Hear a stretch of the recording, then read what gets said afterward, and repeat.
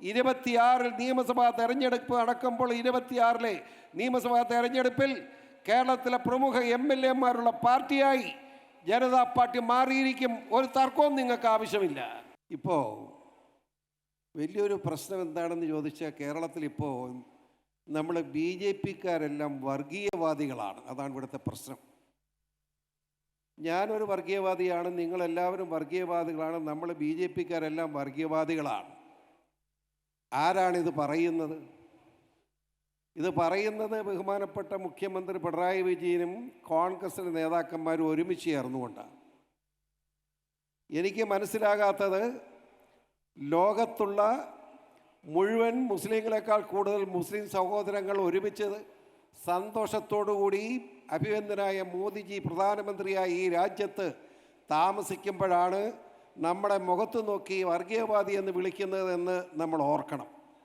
ആരാണ് വർഗീയവാദികൾ?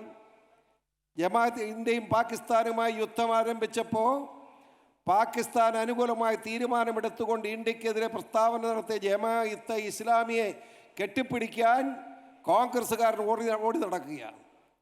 ആ ജമാഅത്തെ ഇസ്ലാമി പോലെ PDP, SDPI ഉൾപ്പെടെയുള്ള ഭീകര പ്രസ്ഥാനങ്ങൾക്ക് പിന്തുണ കൊടുക്കുന്ന CPM-ഉം കോൺഗ്രസും ചേർന്നുകൊണ്ട് BJP ഈ രാജ്യത്തെ വികസന രംഗത്ത് വികസിത കേരളം, വികസിത ഭാരതം എന്ന് മുദ്രാവാക്യമായി നടക്കുന്ന BJP പ്രവർത്തകരെയും നേതാക്കന്മാരെയും വർഗീയവാദികളെന്ന് വിളിച്ചാൽ അത് എത്രമാത്രം ശരിയാകും എന്ന് ഒന്ന് ആലോചിക്കേണ്ടതാണെന്ന് സൂചിപ്പിക്കാതിരിക്കാൻ കഴിയില്ല.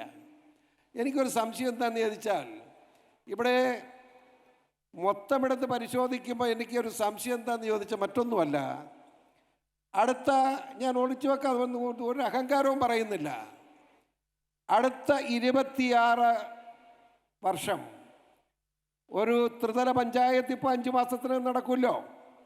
ആ ത്രിതല പഞ്ചായത്ത് നടക്കുമ്പോൾ കേരളത്തിലെ ഏറ്റവും പ്രമുഖ പാർട്ടിയായി BJP-യുടെ മെമ്പർമാർ ഉണ്ടാവും. ഒരു സംശയം ആർക്കും ആവശ്യമില്ല. തീർന്നില്ല, നിങ്ങൾ എഴുതിയിട്ടോളൂ. ഞാൻ ഈ പുത്തിരിക്കണ്ട മൈതാനത്ത് എന്ന് പറയുന്നു, 26 നിയമസഭാ തെരഞ്ഞെടുപ്പ് നടക്കുമ്പോൾ 26 നിയമസഭാ തെരഞ്ഞെടുപ്പിൽ കേരളത്തിലെ പ്രമുഖ MLA-മാരുള്ള പാർട്ടിയായി ജനതാ പാർട്ടി മാറിയിരിക്കും. ഒരു തർക്കവും നിങ്ങൾക്ക് ആവശ്യമില്ല.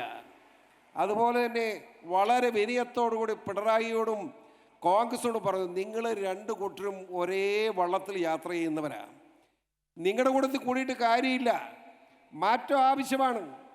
ഇവിടെ വികസിത കേരളം എന്ന മുദ്രാവാക്യമായിട്ടാണ് നമ്മുടെ സംസ്ഥാന പ്രസിഡന്റ് രാജീവ് ജി മുമ്പോട്ട് പോകുന്നത്. അതിനോട് അനുഭാവം രേഖപ്പെടുത്തിക്കൊണ്ട് കേരളത്തിൽ അങ്ങോളം ഇങ്ങോളം ജനങ്ങൾ ശക്തമായി പ്രവർത്തിച്ചു വരികയാണ്.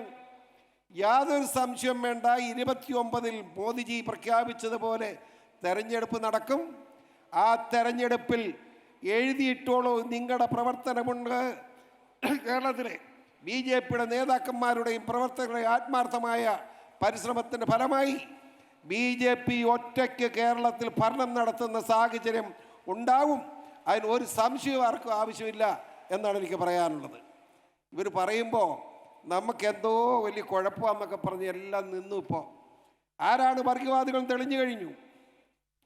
രാജ്യത്തിനെതിരായി പ്രവർത്തിക്കുന്നവരെ, ഞാനതാണ് പറഞ്ഞത്, ജമാഅത്തെ ഇസ്ലാമി ഉൾപ്പെടെയുള്ള കക്ഷികൾ, ആ കക്ഷികളുമായി PDP, SDPI ഉൾപ്പെടെയുള്ള രാജ്യവിരുദ്ധ ശക്തികളുമായി, ഭീകര പ്രസ്ഥാനങ്ങളുമായി സഹകരിക്കുന്ന നിലയിലേക്ക് ഇടതുപക്ഷവും കോൺഗ്രസും ഒരുമിച്ച് പോവുകയാണ്. എനിക്കൊരു സംശയം, BJP എന്ന് പറയുന്ന മഹത്തായ പ്രസ്ഥാനം മോദിജിയുടെ നേതൃത്വത്തിൽ, ഇവിടെ വരാൻ പോകുന്ന അമിത്ഷാജിയുടെ നേതൃത്വത്തിൽ ഇന്ത്യയിലെ ബഹുഭൂരിപക്ഷം സംസ്ഥാനങ്ങളിലും ഭരണം നടത്തുകയാണ്. അവിടെ മറുഭാഗത്തായ അവിടെ കർണാടകം, ഹിമാചൽ പ്രദേശ് ഉൾപ്പെടെ 3 സംസ്ഥാനങ്ങളുണ്ട്.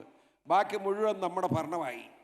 ഇനി ഈ കേരളത്തിലൊരു കുഴപ്പമുള്ളത്, LDF-ഉം UDF-ഉം അല്ലാതൊന്നും വേണ്ട എന്ന് പ്രഖ്യാപനം വന്നതുകൊണ്ട് അതനുസരിച്ച് പോവുക.